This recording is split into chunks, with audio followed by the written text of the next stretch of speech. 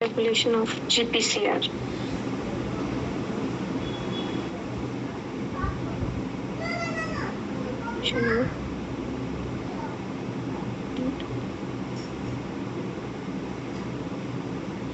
Regulation of GPCR के बारे में स्टडी करेंगे। ठीक है, हमने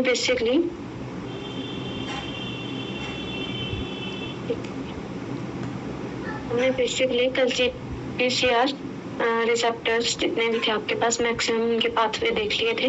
ठीक है, अब हम बात करेंगे रेगुलेशन की। ठीक है, कि जो आपके पास GPCR है वो कैसे रेगुलेट है। ठीक है, तो अब जो GPCR की रेगुलेशन होती है वो होती है 2 मेथड से। ठीक है, अब देखो जब कोई चीज है, ठीक है, या कोई भी रिसेप्टर है, जब उसका एक्सेसिव यूज हम कर लेते हैं, मतलब जब ये काफी टाइम तक वो क्या करता है यूज में रहता है, तो कुछ टाइम बाद वो क्या होता है डिसेंसिटाइज हो जाता है।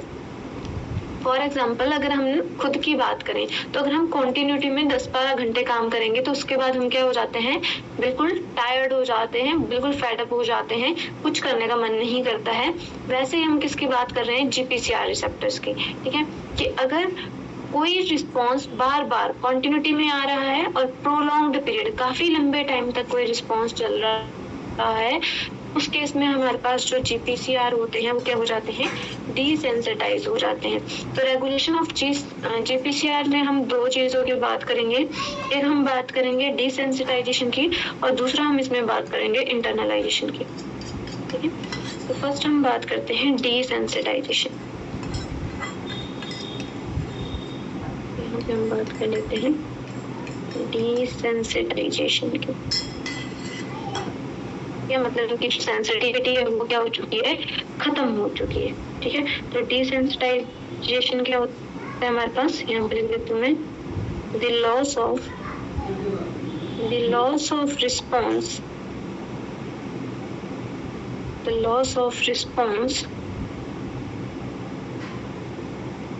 From receptor upon prolonged or frequent exposure of ligand,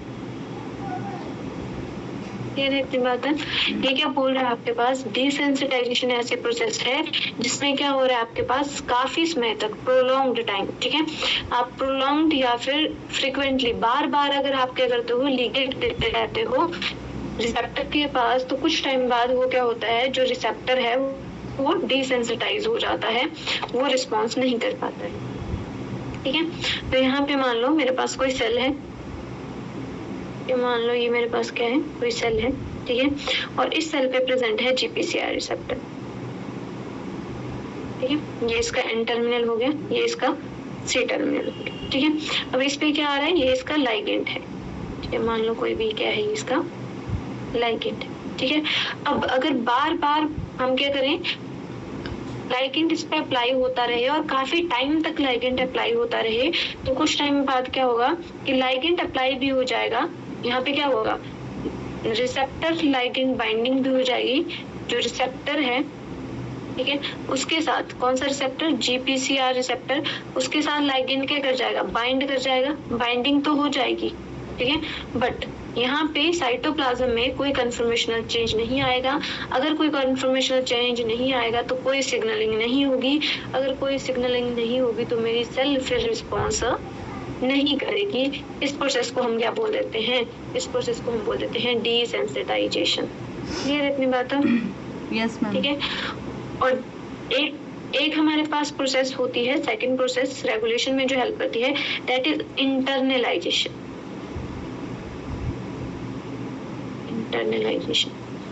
ठीक है, अब देखो इंटरनलाइजेशन आपके पास कैसे प्रोसेस है, ये क्या बोल रही है इंटरनलाइजेशन, यहाँ पे पहले डेफिनेशन लिखवा देती हूँ मैं। Internalisation means intake of receptor from membrane into the cytoplasm. into the cytoplasm. ठीक है, अब देखो एक रेगुलेशन में हमने क्या बोला, कैसे रेगुलेशन हो रही है कि फर्स्ट रेगुलेशन हमने ये पढ़ी कि आपके पास क्या है, जब लाइगेंड फ्रीक्वेंटली आ रहा है, काफी टाइम तक एक लाइगेंड आ रहा है, तो क्या हो जाएगा, जीपीसीआर उसके लिए रिस्पॉन्स करना क्या कर देगा, बंद कर देगा। और दूसरा है हमारे पास इंटरनलाइजेशन। इंटरनलाइजेशन क्या बोलता है मेरे पास, मान लो ये मेरे पास क्या है, सेल है, ठीक है, ये मेरे पास सेल है, ठीक है। अब इस सेल के पास क्या है, जीपीसीआर रिसेप्टर है, ये इसका सी टर्मिनल हो गया, ये इसका एन टर्मिनल हो गया, ये क्या हो गया, जीपीसीआर रिसेप्टर।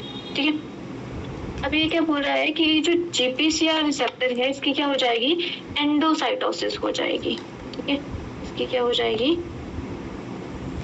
एंडोसाइटोसिस। ठीक है, एंडोसाइटोसिस का मतलब क्या हुआ कि मेरी जो मेम्ब्रेन है, ठीक है, जैसे ये मेरी सेल है, तो इस सेल में जिस पार्ट में क्या था, जिस पार्ट में मेरा रिसेप्टर प्रेजेंट था, उस पार्ट का क्या बन जाएगा, उस पार्ट का बन जाएगा ऐसी छोटी सी वेसिकल बन जाएगी उस पार्ट की।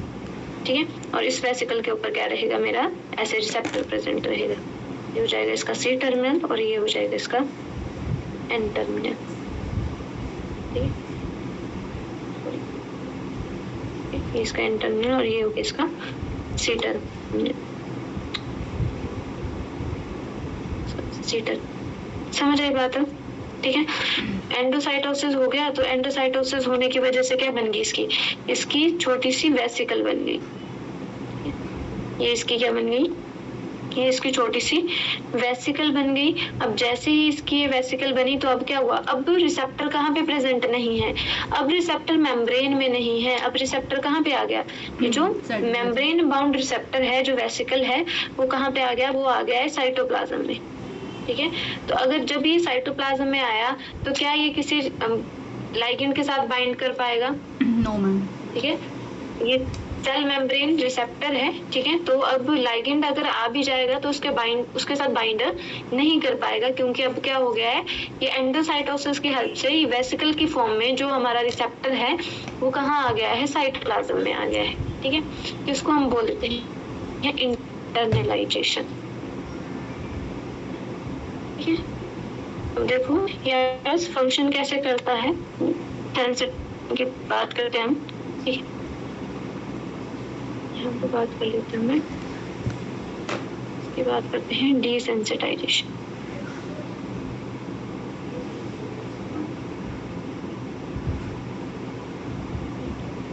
डिसेंसिटाइजेशन, ठीक है, देखो ये हमारे पास क्या है, जो डिसेंसिटाइजेशन होती है वो कैसे होती है, देखो ये मेरी सेल मेम्ब्रेन है, अब ये इसके पास क्या लगा हुआ है, ये इसके पास है रिसेप्टर, ये इसका हो गया सी टर्मिनल और ये हो गया इसका एन टर्मिनल और ये हो गया इसका, ये वाली साइड कौन सी हो गई, एक्सटीरियर या एक्सोप्लाज्म हो गई। ठीक है, ये हो गई प्लाज्मा मेम्ब्रेन, ये हो गया साइटोप्लाज्म। ठीक है, अब जब क्या हुआ, जब इसके पास क्या आया, ऐसे लाइगेंड आ गया। ठीक है, लाइगेंड मतलब प्राइमरी मैसेंजर आ गया, लाइगेंड बोल दो, प्राइमरी मैसेंजर बोल दो, एक ही बात है। ठीक है, तो इसके पास क्या आ गया, जब प्राइमरी मैसेंजर आया। ठीक है, जब इसके पास प्राइमरी मैसेंजर आया, तो एज अ रिजल्टेंट, ठीक है, क्या होना चाहिए था, इसके पास जो रिसेप्टर है, ये अब कौन सा रिसेप्टर है, इसके पास जो रिसेप्टर है वो है GRK रिसेप्टर। ठीक है, GRK रिसेप्टर की फुल फॉर्म क्या हो गई, GPCR, ये GPCR काइनेज रिसेप्टर। ठीक है, अब हमें पता क्या है कि जो आपके पास काइनेज जो एंजाइम होता है, जो काइनेज एंजाइम होता है वो क्या करवा देता है, वो करवाता है फॉस्फोराइलेशन। ये हमने पढ़ा है कि हमारे पास जो काइनेज है वो क्या करवाता है, वो करवाता है फॉस्फोराइलेशन। ठीक है, तो बेसिकली यहाँ पे कौन एक्ट करेगा, यहाँ पे काइनेज एंजाइम एक्ट करेगा, और जहाँ पे भी मेरे पास जो जीपीसीआर रिसेप्टर है, जहाँ पे भी इस जीपीसीआर रिसेप्टर के पास क्या लगा हुआ, और देखो जीपीसीआर रिसेप्टर है तो किसका बना होगा, ऑब्वियसली प्रोटीन का बना होगा, तो इसके पास जहाँ भी कैसा होगा, सेरेनिन और थेरोनिन अमीनो एसिड होंगे। ठीक है, HCR और THR। ठीक है, वहां पे वो क्या करवा देगा, जहाँ पे सेरेनिन और थेरोनिन होंगे वहां पे वो करवा देगा फॉस्फोराइलेशन। कौन करवाएगा, जीपीसीआर काइनेज, इनकी क्या करवा देगा, फॉस्फोराइलेशन करवा देगा। ठीक है, तो क्या हुआ, यहाँ पे लिख देती हूँ मैं, ये मेरे पास रिसेप्टर था, ठीक है, कौन आया, जीपीसीआर काइनेज एंजाइम आया, ठीक है, और इसने बेसिकली क्या किया, फॉस्फोराइलेशन करवा दी। ठीक है, तो यहाँ पे लिख देती हूँ मैं, GPCR phosphorylation of GPCR at P, मतलब फॉस्फोराइलेशन है ना, फॉस्फोराइलेशन ऑफ किसकी, GPCR at various serine and threonine residues. ठीक है, जहां पे भी ये रेजिड्यूज दिखेंगे वहां पे उन्होंने क्या करवा दिया, वहां पे करवा दिया फॉस्फोराइलेशन। ठीक है, अब जब फॉस्फोराइलेशन हो गई, ठीक है, तो उसके बाद क्या होगा, मेरे पास जो GRK है वो क्या करेगा, अब ये बेसिकली इसके साथ बाइंड कर जाएगा। देखो मेरे पास क्या हो गया, अब मेरे पास ये कंडीशन है, ये मेरे पास रिसेप्टर है, अब रिसेप्टर है उसके, ये इसका एन टर्मिनल हो गया, ये इसका सी टर्मिनल हो गया। जहां पे भी इसके पास सेरिन है, थेरोनिन है, ठीक है, सेरिन है, ठीक है, तो वहां पे क्या लगा हुआ है, इसके साथ होगी इसकी फॉस्फोराइलेशन, तो इन सब के पास क्या लगा होगा, PP लगा होगा। PP मतलब फॉस्फोराइलेटेड एम्पी है। ठीक है, जब ये फॉस्फोराइलेटेड होंगे तो क्या होगा, बेसिकली यहाँ पे आपके पास एक प्रोटीन इनके ऊपर बाइंड कर जाएगी, जिस प्रोटीन को हम बोलते हैं बीटा अरेस्टिन। ठीक है, इस प्रोटीन का नाम क्या है, बीटा अरेस्टिन। ठीक है, तो बीटा अरेस्टिन क्या है आपके पास, beta arrestin protein that binds at P site, ठीक है, फॉस्फोराइलेटेड साइट, ठीक है, ऑफ सेरेनिन थेरोनिन रेजिड्यू। इतनी बात समझ आई? Yes ma'am.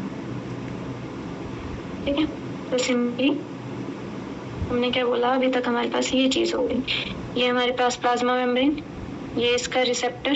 ठीक है, अब यहाँ पे क्या हुआ, इनकी फॉस्फोराइलेशन हो गई, तो यहाँ पे P और P क्योंकि कैसा है, फॉस्फोराइलेटेड है, ये इसका C टर्मिनल है, ये इसका N टर्मिनल है।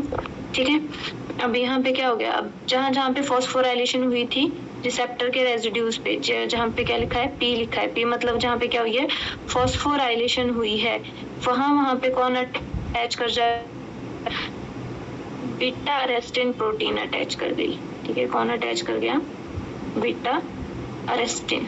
ठीक है, अब ये जो बीटा अरेस्टिन है वो क्या करेगी, अब जो हमारी मेम्ब्रेन में क्या होता है, हमारी मेम्ब्रेन में यूनिट्स होती हैं, कौन कौन सी यूनिट होती है, अल्फा बीटा और गामा, है ना। ठीक है, तो हमारे पास यूनिट कौन कौन सी होती हैं, यहाँ पे होती है गामा, बीटा, और एक होती है हमारे पास ऐसे G अल्फा। ठीक है, अब ये जो अल्फा यूनिट होगी वो किसके साथ बाइंड नहीं कर पाएगी, यहाँ पे C के साथ। ठीक है, जो C टर्मिनल है जिसमें कॉन्फॉर्मेशनल चेंज होता है उसके साथ बाइंडर नहीं कर पाएगी। ठीक है, तो यहाँ पे इंटरेक्शन नहीं होगी।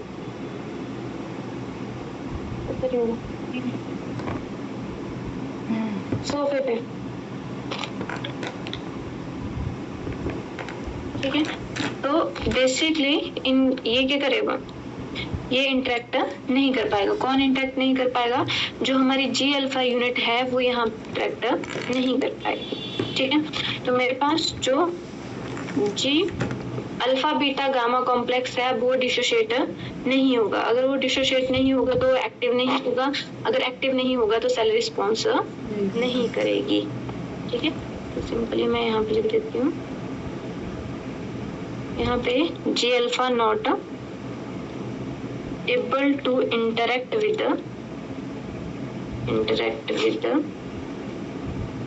GPCR। ठीक है, यहाँ पे G अल्फा क्या है, एबल नहीं है, कौन है, G अल्फा एबल नहीं है इसके साथ इंटरेक्ट करने के लिए, GPCR से इंटरेक्ट करने के लिए, तो यहाँ पे जो आपके पास क्या होगा, G अल्फा बीटा गामा वो साथ में रहेंगी, ठीक है। यहाँ पे आपके पास जी अल्फा के साथ कौन अटैच होगा, जी अल्फा के साथ GDP अटैच होगा, ठीक है। तो ये आपके पास क्या रहेंगी, ऑफ रहेंगी। जब ये ऑफ रहेगी यूनिट तो क्या होगा, सेल में कोई रिस्पॉन्स के बाद कैसे काम करता है। Yes ma'am. ठीक है, तो यहाँ पे क्या होगा, बेसिकली ऐसे हमारे पास क्या करेगा, रिस्पॉन्स करेगा आपके पास डिसेंसिटाइजेशन। जब डिसेंसिटाइजेशन होगी तो लाइगेंड क्या करेगा, अटैच करेगा। अब जैसे ही लाइगेंड अटैच करेगा तो उस केस में क्या होगा, यहाँ पे हमारे पास क्या आ जाएगा, जो आपके पास GRK है, ठीक है, GPCR काइनेज है, वो फॉस्फोराइलेशन करवा देगा, ठीक है। अगर एक्सेसिव यूज करोगे या प्रोलॉन्ग्ड काफी टाइम तक हम लाइगेंड को यूज करते रहेंगे, बार बार सेम ही लाइगेंड आ रहा है और काफी टाइम तक आ रहा है, तो क्या हो जाएगी, डिसेंसिटाइजेशन, जिसकी वजह से क्या होगा, हमारा जो GRK है, ठीक है, GPCR काइनेज है तो क्या करवा देगा, फॉस्फोराइलेशन करवा देगा। किसकी फॉस्फोराइलेशन करवा देगा, GPCR की ही फॉस्फोराइलेशन करवा देगा सेरेनिन और थेरेनिन रेजिड्यूज के ऊपर, ठीक है। अब जिसकी वजह से क्या होगा, अगर फॉस्फोराइलेशन हो गई तो उनके साथ कौन बाइंड कर जाएगा, बीटा अरेस्टिन बाइंड कर जाएगी। अब जो बीटा अरेस्टिन है वो क्या करेगा, जी अल्फा, हमारी मेम्ब्रेन में क्या होती है, जी यूनिट्स होती है ना, जी अल्फा बीटा और गामा, ठीक है। तो जी अल्फा क्या करती है, इंटरेक्ट करती है, वैसे जब कन्फर्मेशनल चेंज होता है तो GPCR के C वाली साइड पे क्या करती है, वो इंटरेक्ट करती है। बट ड्यू टू बीटा अरेस्टिन जो हमारे पास जी अल्फा है वो इंटरेक्ट नहीं कर पाएगी GPCR के साथ। अगर वो इंटरेक्ट नहीं करेगी तो उसका GDP का GDP रहेगा और alpha beta gamma unit dissociate नहीं हो पाएंगे। अगर वो डिसोशिएट नहीं होंगी तो क्या होगा, वो ऑफ फॉर्म में रहेंगी, पूरी सिग्नलिंग ऑफ रहेगी, तो सेल के पास कोई रिस्पॉन्स नहीं आएगा। इतनी बात क्लियर है? Yes ma'am. ठीक है। और दूसरा हमने क्या बोला, दूसरा हमने बात करी किसकी, इंटरनलाइजेशन की। हम बात करते हैं किसकी,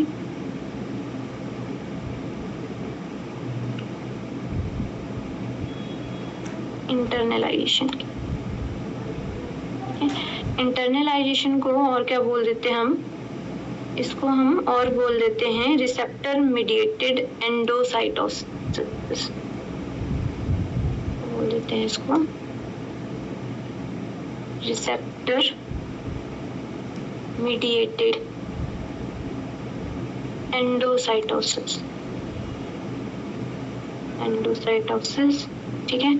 और इसको हम बोल देते हैं रिसेप्टर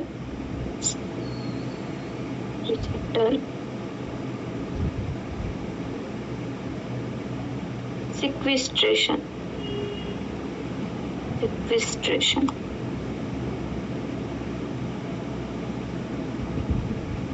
ठीक है। अब देखो हमने क्या बोला, जो इंटरनलाइजेशन है, इंटरनलाइजेशन कैसे प्रोसेस है, एक ऐसी प्रोसेस है जिसमें हम किसका इनटेक कर लेते हैं, इनटेक ऑफ रिसेप्टर। इसमें क्या होता है, intake of receptor inside cell, ठीक है। रिसेप्टर को हम इनसाइड द सेल लेके आ जाते हैं। इनसाइड द सेल मतलब रिसेप्टर को कहाँ पे लेके आ जाएंगे, सेल के साइटोप्लाज्म में लेके आ जाएंगे, है ना। इसको हम क्या बोलेंगे, इसको हम बोलेंगे इंटरनलाइजेशन, ठीक है। अब देखो इसको हम समझते हैं, ये हो गई हमारी प्लाज्मा मेम्ब्रेन, ठीक है। ये हो गया हमारा रिसेप्टर GPCR,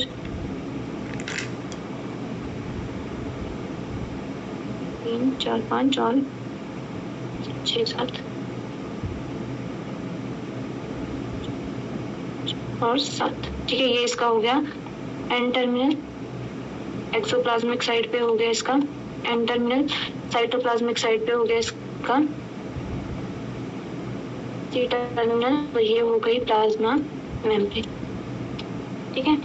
अब देखो यहाँ पे आपके पास हमने क्या बात करी कि जब क्या होता है जब आपके पास GRK एक्ट करेगा, सेम जिसका डिसेंसिटाइजेशन में हमने अभी पढ़ा, जीआरके एक्ट करेगा तो क्या होगा, जो मेरे पास जीपीसीआर है उसकी क्या हो जाएगी, फॉस्फोराइलेशन हो जाएगी, जहाँ पे सेरेनिन और थैरोनिन हो गई, ठीक है। तो इनकी क्या होगी, मान लो यहाँ पे उनकी हो गई फॉस्फोराइलेशन, ठीक है। अब जब फॉस्फोराइलेशन हो गई तो कौन अटैच कर जाएगा, बीटा एरेस्टिन अटैच कर जाएगी, ठीक है। अब जैसे ही बीटा एरेस्टिन अटैच करेगी तो क्या करेगी, वो अल्फा को बाइंड नहीं करने देगी, यही पढ़ा हमने, यस मैम। ठीक है। तो फर्स्ट क्या हुआ, फर्स्ट हमारे पास क्या हुआ, फर्स्ट स्टेप था जीआरके, जीआरके ने क्या करवा दी, फॉस्फोराइलेशन करवा दी। सेकंड स्टेप क्या हो गया, अटैचमेंट ऑफ अ बीटा एरेस्टिन, ठीक है। अब देखो अब यहाँ पे क्या होगी, अब यहाँ पे थर्ड स्टेप में होगा रिसेप्टर मीडिएटेड एंडोसाइटोसिस, ठीक है। यहाँ पे हमारे पास क्या होगा, थर्ड स्टेप होगा, थर्ड स्टेप में क्या होगा, रिसेप्टर मीडिएटेड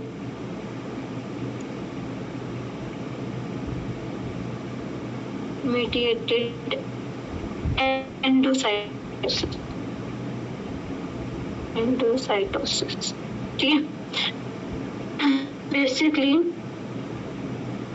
यहाँ पे क्या होगा, जो आपके पास रिसेप्टर है, ये वाला जो रिसेप्टर है उसकी क्या बन जाएगी, वेसिकल बन जाएगी, ठीक है। इसकी एंडोसाइटोसिस होगी। देखो एंडोसाइटोसिस कैसे होती है, ये मान लो मेरे पास सेल है, छोटी सी सेल बना देती हूँ मैं, ठीक है। अब इसके ऊपर क्या था, रिसेप्टर था ऐसे, ठीक है। अब मैंने क्या किया, जब इसके एंडोसाइटोसिस होगी तो ये कुछ ऐसे बनेगी, ये आ गया इसका रिसेप्टर ऐसे, ठीक है। फिर क्या हो जाएगा, ये पूरी वेसिकल की फॉर्म में चला जाएगा, फिर ये कैसे बन जाएगी, ऐसे बन जाएगी, और ये जो एंडोसाइटोसिस से वेसिकल होगी वो ऐसे सर्कल में निकल जाएगी, समझ आया, ऐसे होती है एंडोसाइटोसिस, ठीक है। तो जहाँ पे रिसेप्टर था अभी ये पूरी कवर हो जाएगी, और जहाँ पे रिसेप्टर था वो अंदर को आ जाएगी, मेम्ब्रेन का पार्ट, ठीक है। तो यहाँ पे क्या हो गई, यहाँ पे आपके पास क्या बन जाएगी, वेसिकल बन जाएगी, जैसे मैंने प्रोसेस नीचे समझाई, तो वैसे क्या बन जाएगी, यहाँ पे वेसिकल बन जाएगी, ठीक है। जिसमें क्या होगा, इस वेसिकल के पास होगा हमारा रिसेप्टर, जीपीसीआर रिसेप्टर, ठीक है। यहाँ पे होगा एन टर्मिनल और यहाँ पे होगा सी टर्मिनल, ठीक है। जो हमारे पास वेसिकल बनेगी वो कहाँ पे बनेगी, साइटोप्लाज्म में वेसिकल की फॉर्मेशन हो गई, ठीक है। और यहाँ पे इस वेसिकल का जो नाम है, ठीक है, इसमें होती है क्लैथ्रिन प्रोटीन इन्वॉल्व, तो इसको हम बोल देते हैं क्लैथ्रिन कोटेड वेसिकल, कोटेड वेसिकल, ठीक है। क्योंकि इसके पास क्या प्रेजेंट होती है, इसके पास प्रेजेंट होती है क्लैथ्रिन, ठीक है। अब देखो ये जो वेसिकल है उसके दो फेट होंगे, ठीक है, मतलब इसका जो फ्यूचर होगा, इसके पास क्या है, दो रास्ते हैं, ठीक है। एक तो क्या होगा, ये जो वेसिकल है, ठीक है, जो छोटी सी वेसिकल है, बेसिकली वो किसके पास चली जाएगी, बेसिकली ये लाइसोसोम के पास चली जाएगी, ठीक है। और ये क्या कर देगी, अब जो लाइसोसोम की फॉर्म में कन्वर्ट हो जाएगी, या लाइसोसोम इसको क्या कर देंगे, डाइजेस्ट कर देंगे, मतलब इसकी क्या कर देंगे, डिग्रेडेशन हो जाएगी। इसकी वजह से क्या होगा, या तो डिग्रेडेशन ऑफ अ रिसेप्टर हो जाएगा, तो इस वेसिकल का क्या होगा, या तो इसकी डिग्रेडेशन हो जाएगी, अगर वेसिकल खत्म हो गई तो रिसेप्टर अपने आप ही क्या हो जाएगा, खत्म हो जाएगा। इसको हम बोल देते हैं रिसेप्टर डाउन रेगुलेशन, जहाँ पे आप क्या कर रहे हो, रिसेप्टर को ही मतलब खत्म कर दे रहे हो, इसको हम क्या बोल देते हैं, और receptor down regulation, down regulation. हमने क्या किया, वेसिकल बनाई, और वेसिकल में क्या हुआ, बेसिकली हमने लाइसोसोम के पास भेज दिया, लाइसोसोम के पास क्या होते हैं, हाइड्रोलिटिक एंजाइम होते हैं, जो क्या करेंगे, इसको डाइजेस्ट कर देंगे, ठीक है। और वहीं पे या तो इसका एक तो ये फेट हो सकता है, या तो ये लाइसोसोमल करेगी, बट अगर ये थोड़ी बहुत फंक्शनल होगी, मतलब इसमें कंप्लीट बेसिकली डिसेंसिटाइजेशन नहीं होगी, कुछ ना कुछ ये फंक्शन परफॉर्म करेगी, तो ये क्या कर सकते हैं, ये बाद में फिर से री एक्सपोज हो सकती है, मतलब कुछ टाइम के लिए क्या हो गई है, रेगुलेशन हो रही है, कुछ टाइम के लिए क्या हो गया, ये स्टॉप हो गई, इसकी फंक्शनिंग स्टॉप हो गई, बट कुछ आफ्टर सम टाइम क्या हो जाएगी, फिर से फंक्शनल हो जाएगी, ठीक है। तो इसको हम बोल देते हैं री एक्सपोज्ड, ये तो सेकंड फेट क्या होगा इसका, री एक्सपोज टू सेल सरफेस, री एक्सपोज, री एक्सपोजल मतलब सिंपल है, री एक्सपोज टू सेल सरफेस, ठीक ठीक है, सेल सरफेस पे फिर से क्या हो जाएगी, आ जाएगी और फंक्शन करेगी। जब इसका फंक्शन खत्म हो जाएगा तो फिर से क्या हो जाएगी, इसकी इंटरनलाइजेशन हो जाएगी। क्लियर है? Yes ma'am.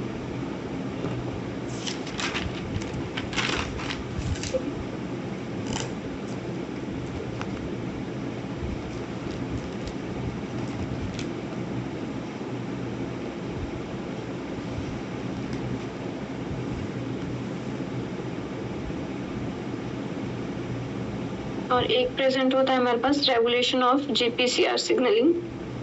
ठीक है, एक हमारे पास होता है आरजीएस। ठीक है, इसको हम बोल देते हैं रेगुलेशन। ये भी रेगुलेशन में ही हेल्प करती है क्योंकि रेगुलेशन ऑफ जीपीसीआर सिग्नलिंग।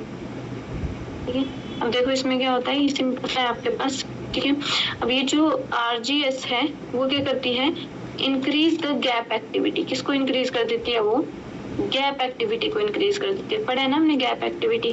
ठीक है, अब जैसे ही गैप एक्टिविटी क्या हो जाएगी, इंक्रीज हो जाएगी, तो क्या कर देगी, स्लो डाउन कर देगी सेल सिग्नलिंग। ठीक है, slow down the GPCR cell signalling. Cell signalling को क्या कर देगी, स्लो डाउन कर देगी। हमने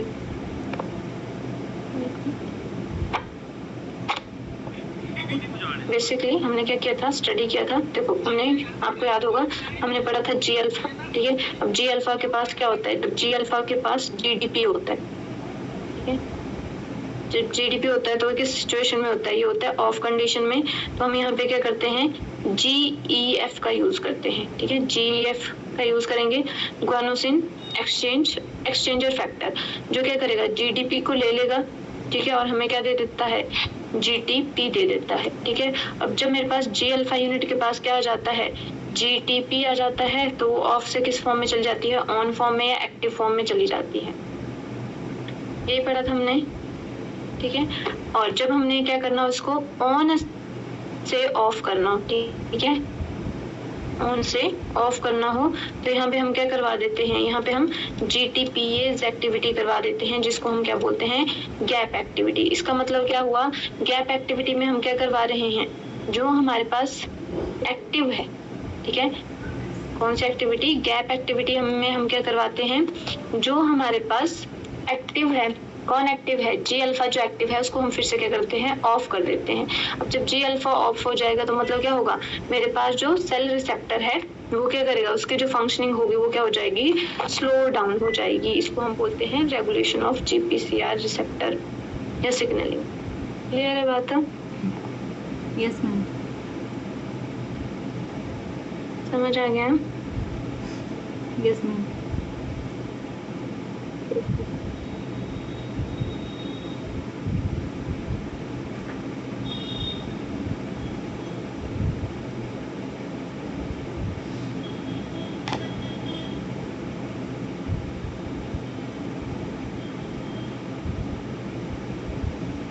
एक क्वेश्चन है,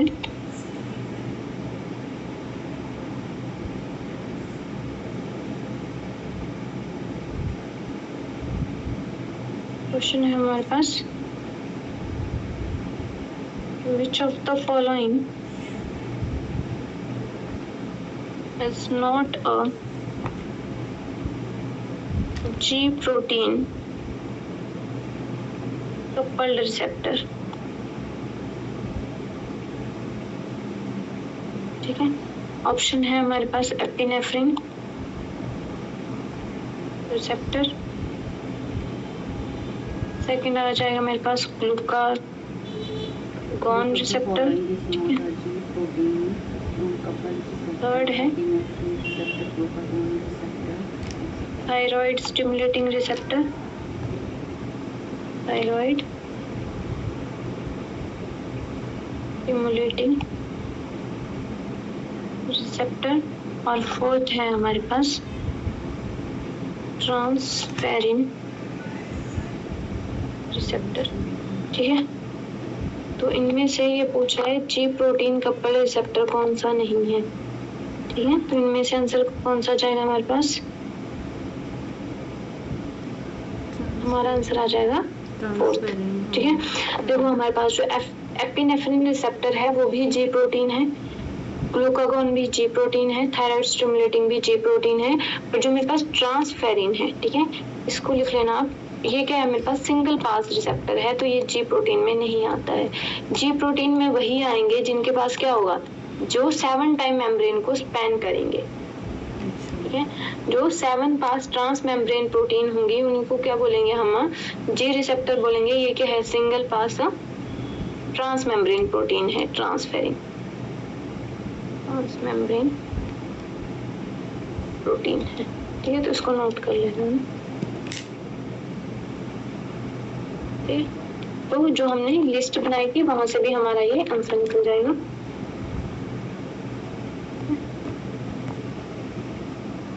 ठीक है, अब हम नेक्स्ट बात करते हैं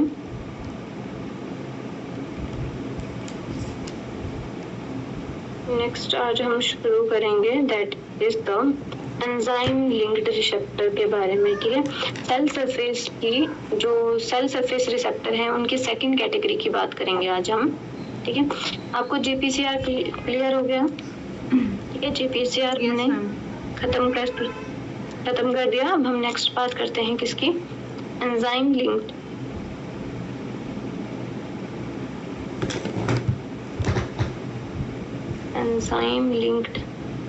रिसेप्टर की।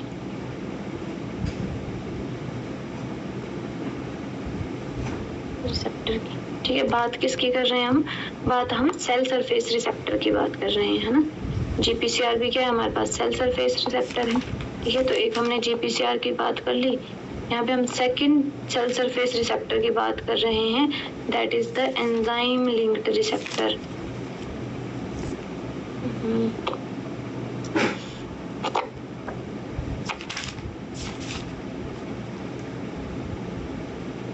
क्लियर है?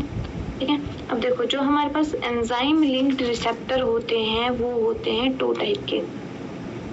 नाम से ही पता लग रहा है, एंजाइम लिंक, किससे लिंक कर रहे होंगे, एंजाइम से लिंक कर रहे होंगे, या तो खुद एंजाइम की एक्टिविटी शो कर रहे होंगे, तो उनको हम क्या बोल देते हैं, एंजाइम लिंक्ड रिसेप्टर्स बोल देते हैं। ठीक है, तो फर्स्ट हमारे पास कैटेगरी आ जाती है यहाँ पे रिसेप्टर विद एंजाइमेटिक एक्टिविटी, ऐसे रिसेप्टर जिनकी क्या होती है, एंजाइमेटिक एक्टिविटी होती है, receptor with enzymatic activity, enzymatic activity. ठीक है, ये मेरे पास ऐसे रिसेप्टर होंगे जिनके पास क्या होगी, इंट्रिंसिक, अपने पास क्या होगी, एंजाइमेटिक एक्टिविटी होगी। ये इनके पास क्या होगी, इंट्रिंसिक एंजाइम एक्टिविटी। ठीक है, वहीं पे मेरे पास जो दूसरे आ जाते हैं वो होते हैं एंजाइम एसोसिएटेड रिसेप्टर। ठीक है, दूसरी कौन से टाइप है मेरे पास, that is the enzyme associated receptor. ठीक है, अब देखो एंजाइम एसोसिएटेड रिसेप्टर कौन से रिसेप्टर होंगे, ये होगी मेरी प्लाज्मा मेम्ब्रेन, ये हो गया मेरा रिसेप्टर। ठीक है, अब जब रिसेप्टर के साथ क्या लगा है, रिसेप्टर के साथ कोई प्रोटीन लगी है। ठीक है, अब ये जो प्रोटीन है वो किसकी तरह काम कर रही है, ये जो प्रोटीन है वो एक्ट कर रही है एज ए एंजाइम। ये प्रोटीन किसकी तरह काम कर रही है, एंजाइम की तरह काम कर रही है। ठीक है, तो इसको मैं क्या बोल दूंगी, इसको मैं बोल दूंगी एंजाइम। किसके साथ एसोसिएटेड है, रिसेप्टर। रिसेप्टर मेरे पास किससे अटैच है, रिसेप्टर मेरे पास अटैच है एंजाइम से, प्रोटीन से या फिर एंजाइम से। ठीक है, ऐसी प्रोटीन से जिसकी क्या है, एंजाइमेटिक एक्टिविटी है। ठीक है, तो मैं इसको क्या बोल दूंगी, इसको मैं बोल दूंगी, ये हो गया मेरा रिसेप्टर और ये होगी मेरी प्रोटीन। ठीक है, ऐसी प्रोटीन जिसकी क्या है, एंजाइमेटिक एक्टिविटी है, तो इसको मैं बोल दूंगी एंजाइम एसोसिएटेड रिसेप्टर। वहीं पे मैंने क्या बोला, जो रिसेप्टर होगा जिसकी क्या होगी, खुद की कैसी होगी, मान लो मेरे पास क्या है, ये मेरी प्लाज्मा मेम्ब्रेन हो गई, ये मेरे पास क्या हो गया, रिसेप्टर हो गया, तो इस रिसेप्टर की क्या होगी, खुद एंजाइमेटिक एक्टिविटी होगी। तो इसको मैं क्या बोल दूंगी, जब इसकी क्या है, एंजाइमेटिक एक्टिविटी है, इसके पास है इंट्रिंसिक एंजाइमेटिक एक्टिविटी, तो इसको मैं बोल दूंगी रिसेप्टर विद एंजाइमेटिक एक्टिविटी। ठीक है, अब देखो जो हमारे पास रिसेप्टर विद एंजाइमेटिक एक्टिविटी होती है उनमें बेसिकली हमारे पास एक कैटेगरी आती है, दैट इज द रिसेप्टर, जिनको हम आरटीके बोल देते हैं शॉर्ट में, ठीक है।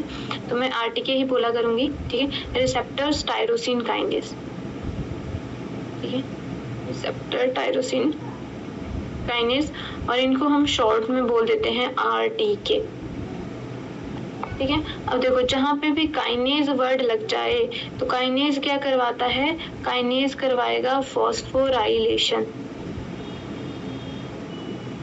ये काइनेज क्या करवा देगा हमारे पास, काइनेज करवा देता है फॉस्फोराइलेशन, ठीक है। मतलब ये क्या करेगा, एटीपी का यूज करेगा, ठीक है। यहाँ पे एटीपी का यूज होगा, ठीक है। फॉस्फोराइलेशन करेगा तो किसकी फॉस्फोराइलेशन करवा देगा, ये टायरोसिन की, जिसको हम किसमें, अमाइनो एसिड है टायरोसिन, जिसको हम वाई से रिप्रेजेंट करते हैं। तो किसकी फॉस्फोराइलेशन करवा देगा, टायरोसिन की फॉस्फोराइलेशन करवा देगा। तो मतलब यहाँ पे जो रिसेप्टर होगा उसकी क्या होगी, खुद की एंजाइमेटिक एक्टिविटी होगी, ठीक है। इसको हम क्या बोल देते हैं, आरटीके बोल देते हैं। और आरटीके किसका एग्जाम्पल है, रिसेप्टर विद एंजाइमेटिक एक्टिविटी का एग्जाम्पल है। And RTK is the second largest class of cell receptor. तो यहाँ पे लिख देती हूँ मैं, RTK is the second largest class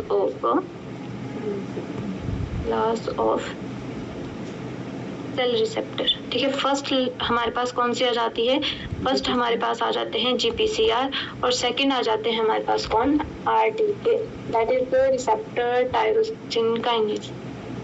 clear है, ठीक है। अब हम बात करेंगे किसकी, रिसेप्टर टायरोसिन काइनेज की बात करेंगे, ठीक है। तो रिसेप्टर, सेल सरफेस रिसेप्टर है, तो हमें क्या बनाना पड़ेगा, सेल का सरफेस बनाना पड़ेगा। तो ये होगी मेरी प्लाज्मा मेम्ब्रेन, ठीक है। ये हमारे पास क्या हो गया, सेल सरफेस, मतलब ये होगी प्लाज्मा मेम्ब्रेन। इसके बाहर का एरिया एक्सोप्लाज्म, इसके अंदर का साइटोप्लाज्म, ठीक है। ये आ गया इसके ऊपर रिसेप्टर, ठीक है।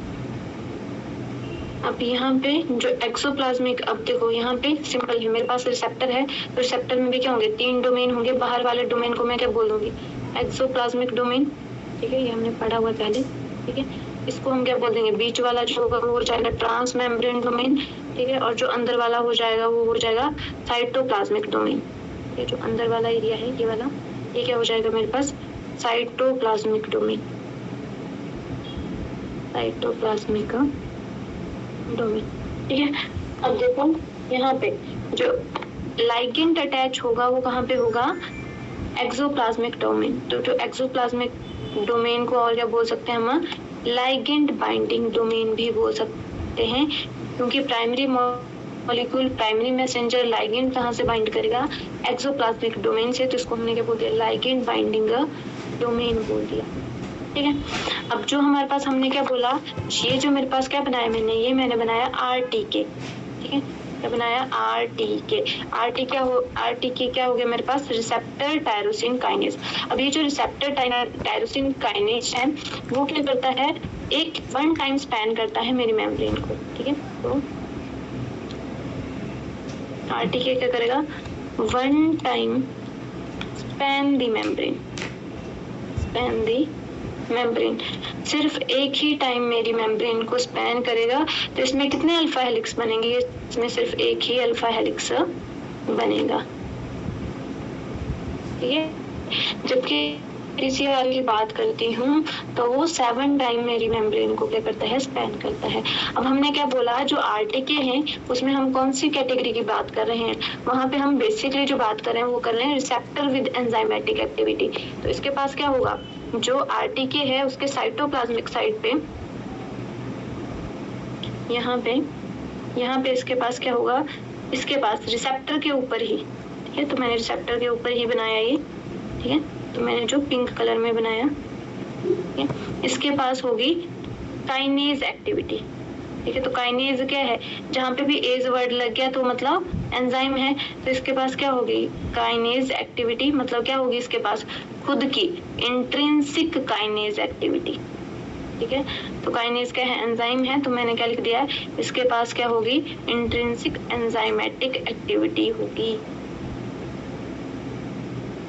ठीक है। और ये जो मेरे पास आरटीके है उसकी मैंने क्या बनाई, सिंगल यूनिट है ये, ठीक है। तो सिंगल यूनिट स्ट्रक्चर है, इसलिए क्या बोल दूंगी मैं इसको, मोनोमेरिक स्ट्रक्चर बोल दूंगी। मोनो मतलब सिंगल, मैरिक मतलब यूनिट।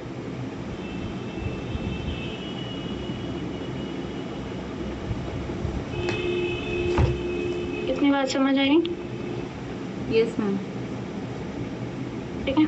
अब देखो यहाँ पे हम कुछ बेसिक स्टेप्स की बात करेंगे कि जो आपके पास आरटीके है उसमें क्या होता है, कुछ बेसिक स्टेप्स रहेंगे, ठीक है। उसके बाद हम क्या पढ़ेंगे, जब हम कोई फंक्शनिंग पढ़ेंगे तो हम बेसिक स्टेप्स हमें आते होंगे, हम डायरेक्ट उस सिग्नलिंग के बारे में ही बात करेंगे, ठीक है। तो आज हम पहले बात कर लेते हैं बेसिक स्टेप की। यहाँ पे लिखते देती हूँ मैं आपको, बेसिक स्टेप्स ऑफ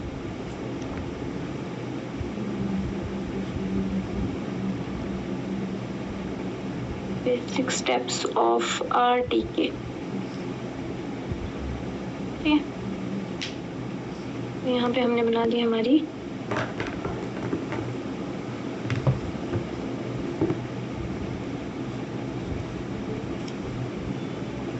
ये होगी हमारी प्लाज्मा मेम्ब्रेन, ये मतलब प्लाज्मा मेम्ब्रेन, ये हो गया हमारे पास एक्सोप्लाज्म और ये हो गया मेरे पास साइटोप्लाज्म, ठीक है। अब यहाँ पे मेरे पास क्या है, आरटीके प्रेजेंट है, ठीक है। यहाँ पे मेरे पास रिसेप्टर प्रेजेंट है, ठीक है। कौन सा रिसेप्टर है, आरटीके है, that is the receptor tyrosine kinase. और इसके पास क्या होती है, इसके पास खुद की एक एंजाइमेटिक एक्टिविटी है, तो जहाँ पे मैंने ऐसे बॉक्स जैसा बना दिया, किसको शो कर रहा है, इसकी एंजाइमेटिक एक्टिविटी को शो कर रहा है, ठीक है। और मैंने क्या बोला, आरटीके क्या है, एक मोनोमियर है, ठीक है, सिंगल यूनिट है, ठीक है।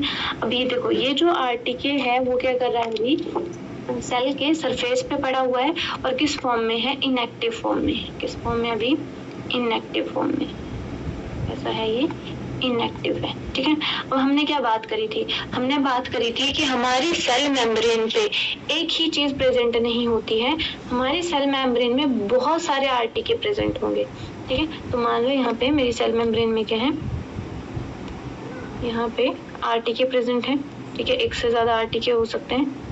यहाँ पे मैं सेकंड बात करती हूँ, ये मेरे पास सेकंड आरटीके है,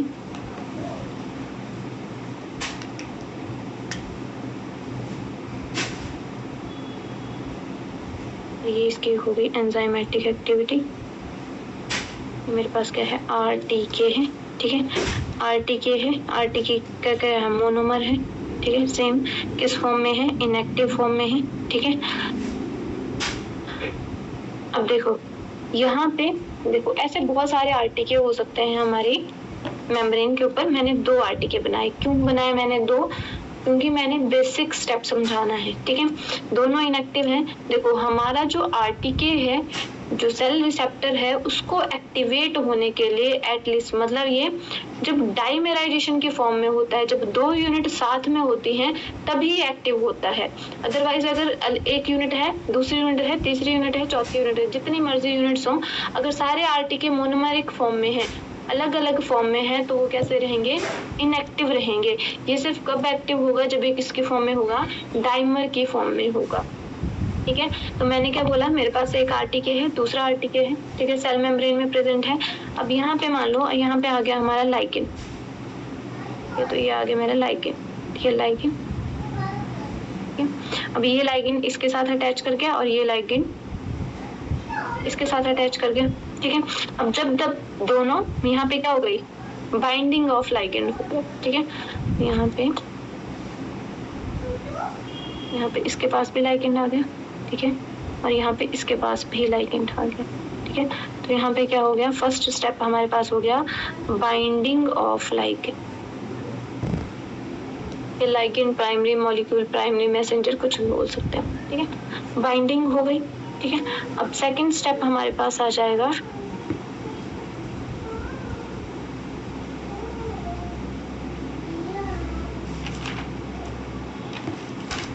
ये हमारी मेम्ब्रेन है, ठीक है। अब सेकंड स्टेप हम बात करेंगे डाइमराइजेशन की। अब जैसे ही क्या होगा, लाइगेंड अटैच हुआ तो ये जो 2 यूनिट्स हैं वो क्या होंगी, dimerisation of a receptor.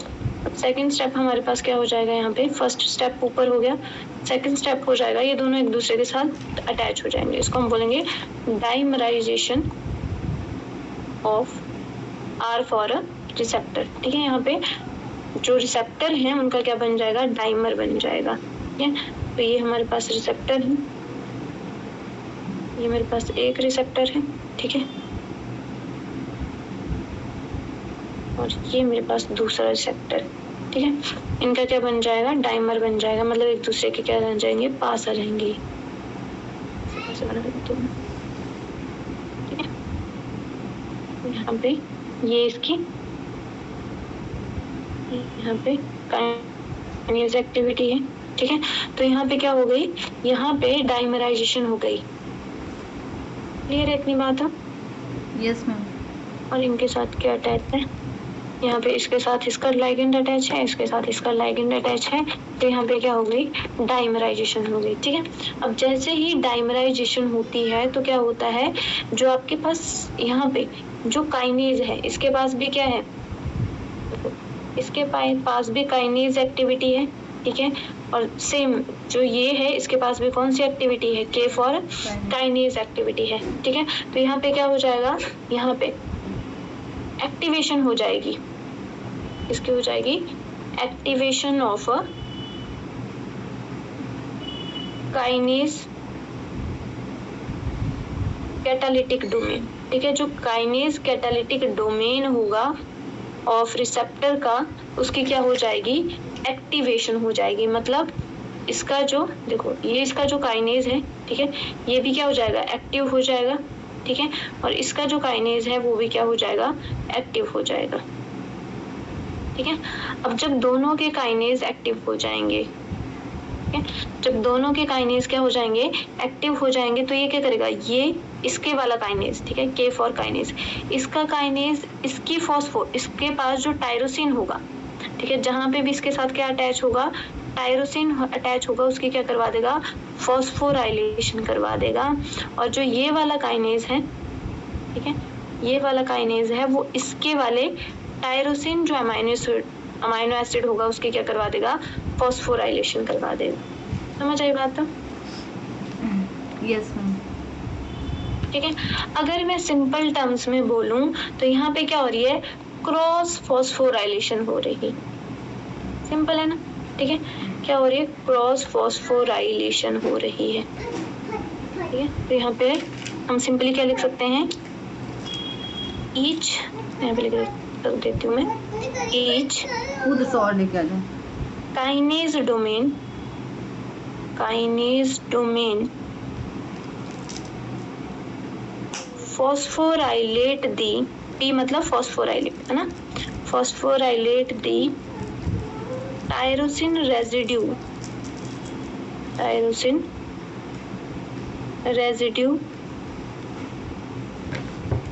of the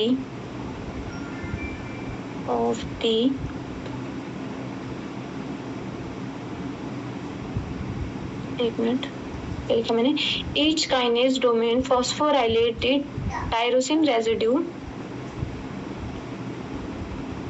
of the partner in dimeric form, ये क्या बोल रहा है, सिंपली आपके पास जो हर काइनेज होगा, मतलब दोनों का जो काइनेज होगा वो क्या करवा देगा, अपने पार्टनर का। तो इसका पार्टनर कौन हुआ, इसका पार्टनर ये हुआ और इसका पार्टनर ये हुआ, तो अपने जब पार्टनर होंगे, जब कौन सी फॉर्म में होंगे ये दोनों, ये कौन सी फॉर्म है इनकी, ये इनकी फॉर्म है डाइमेरिक। ठीक है, दोनों इकट्ठे हैं, तो जब डाइमेरिक फॉर्म में होंगे तो क्या करवा देंगे, एक दूसरे का जो काइनेज एंजाइम है वो एक दूसरे की क्या करवा देगा, अपने अपने पार्टनर की फॉस्फोराइलेशन करवा देगा, जिसको हम सिंपल टर्म में क्या बोल सकते हैं, क्रॉस फॉस्फोराइलेशन बोल सकते हैं। क्लियर है? Yes ma'am. उसके बाद जब क्रॉस फॉस्फोराइलेशन हो जाएगी, उसके बाद देखो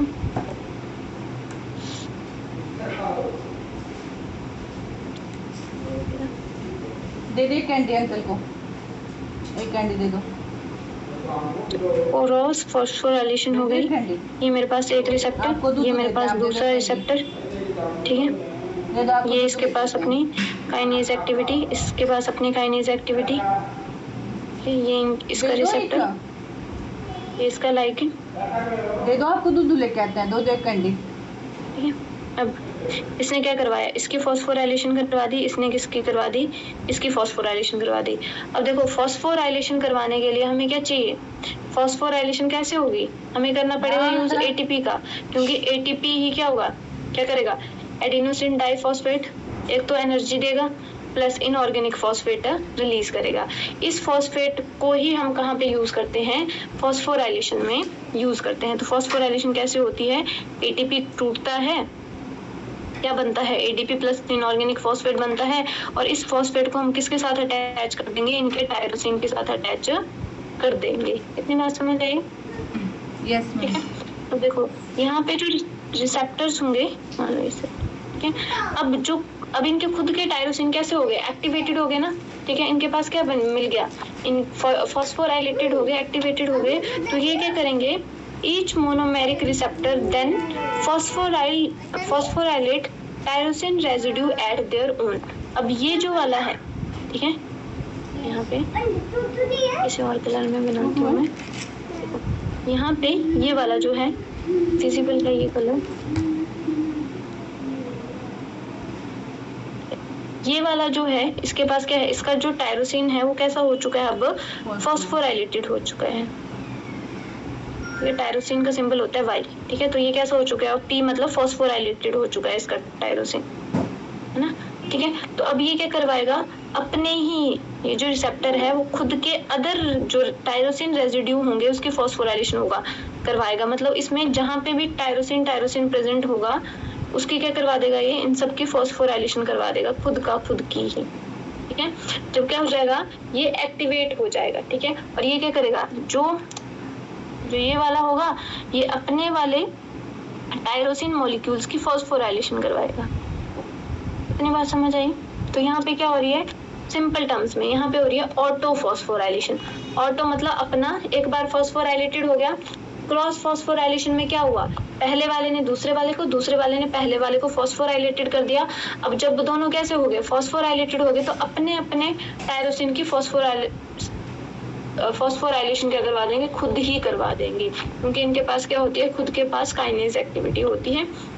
तो इसको हम बोल देंगे auto phosphorylation, auto phosphorylation,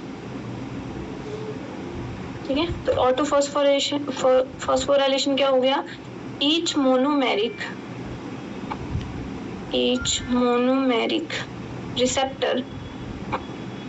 receptor then phosphorylated tyrosine residue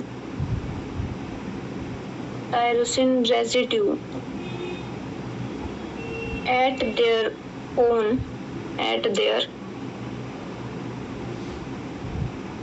receptor।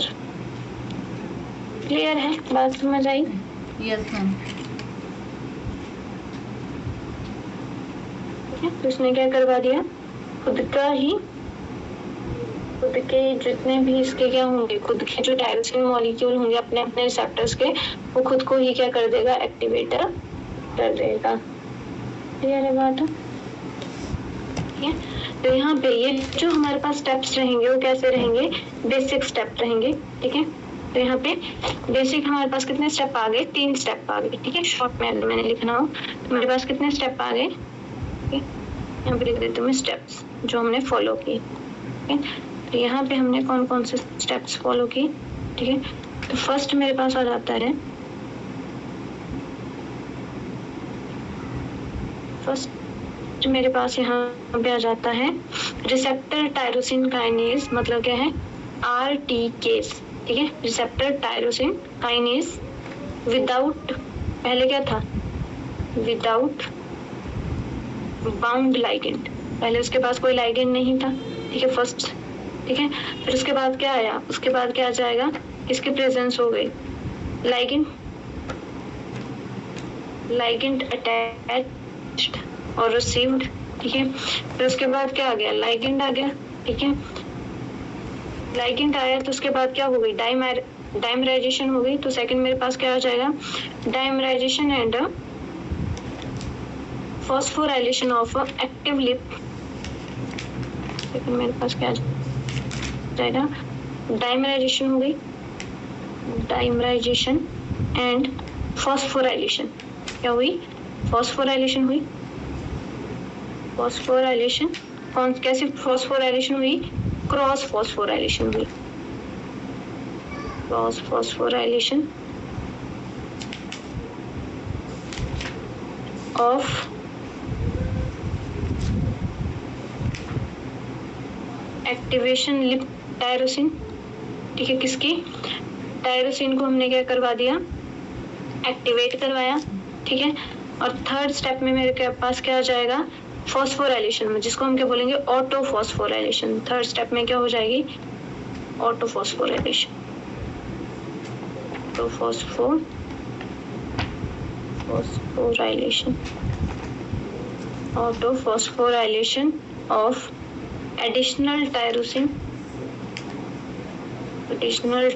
Residue. ठीक है, रेसिड्यू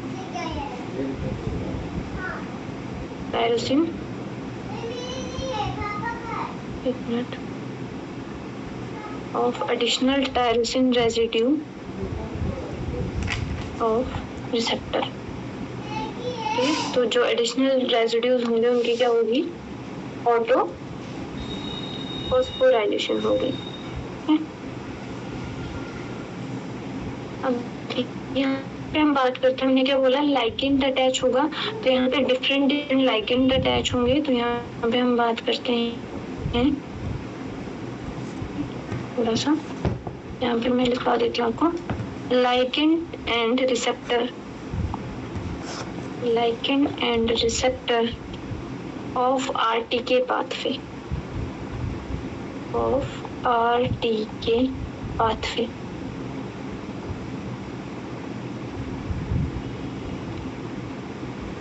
ठीक है, तो यहाँ पे बात करते हैं लाइगेंड की। ठीक है, तो ऑलमोस्ट ग्रोथ फैक्टर, ठीक है, ऑलमोस्ट ऑल ग्रोथ फैक्टर किसकी तरह काम करेंगे, लाइगेंड की तरह काम करेंगे। तो डायरेक्ट ले देती हूँ मैं ग्रोथ फैक्टर। ठीक है, जितने भी ऑलमोस्ट जितने भी ग्रोथ फैक्टर होंगे वो आरटीके पाथवे में किसकी तरह काम करेंगे, लाइगेंड की तरह काम करेंगे। जैसे एग्जांपल के लिए अगर मैं बात करूं तो मेरे पास कैसा आ गया, जैसे एग्जांपल के लिए एपिडर्मल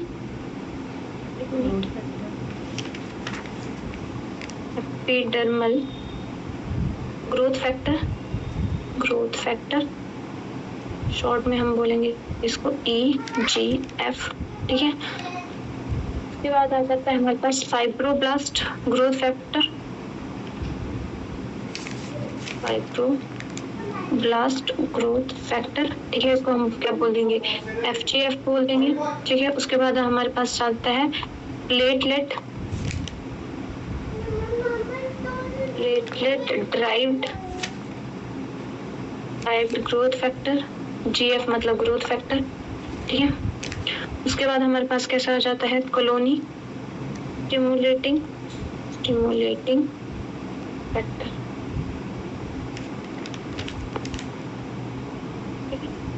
फैक्टर 1। ठीक है, इसको हम क्या बोल देंगे, कॉलोनी स्टिमुलेटिंग फैक्टर 1 ऐसे। और ये मेरे पास क्या आ जाएगा, ये मेरे पास आ जाएगा प्लेटलेट ड्राइव्ड ग्रोथ फैक्टर। ठीक है, और ये मेरे पास क्या आ जाएगा, फिब्रोब्लास्ट ग्रोथ फैक्टर आ जाएगा। अब जब मैं क्या करूंगी, इनके आगे में RR लगा दूंगी, तो मतलब क्या बात करेंगे, ये रिसेप्टर की बात करेंगे कि ये किसकी तरह काम कर रहे हैं, ये जो है वो रिसेप्टर की तरह काम कर रहे हैं। मतलब किसमें, आरटीके के पाथवे में हम इनकी क्या कर रहे हैं, बात कर रहे हैं। ठीक है, क्लियर है? Yes ma'am. तो आज के लिए इतना ही। कल हम बात करेंगे आरटीके जो पाथवे होता है उसमें हमारे पास क्या होती हैं, डिफरेंट क्लासेस होती हैं। ठीक है, तो कल हम बात करेंगे जो आरटीके के रिसेप्टर होते हैं। ठीक है, डिफरेंट रिसेप्टर होते हैं। और देखो हमारे पास हमने क्या बोला, डाइमराइजेशन होती है ना, तो ये हमने प्रोसेस समझी। तो कल हम बात करेंगे आपके पास जो इसका फर्स्ट पाथवे होगा उसकी बात करेंगे, ठीक है, और इंसुलिन सिग्नलिंग की बात करेंगे इसमें। और एक हम बात करेंगे रास एमपी के